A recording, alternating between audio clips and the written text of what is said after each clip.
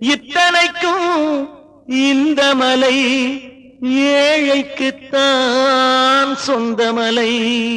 அந்த மருத மலைக்கு நீங்க வந்து பாருங்க, ஈசன் மகனோடு மனம் விட்டு பேசி பாருங்க.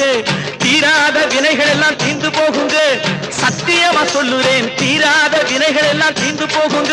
அது தீராவிட்டால் வந்து என்னை கேளுங்க, அது தீராவிட்டால் வந்து என்னை கேளுங்க. மருத மலைக்கு நீங்க வந்து பாருங்க.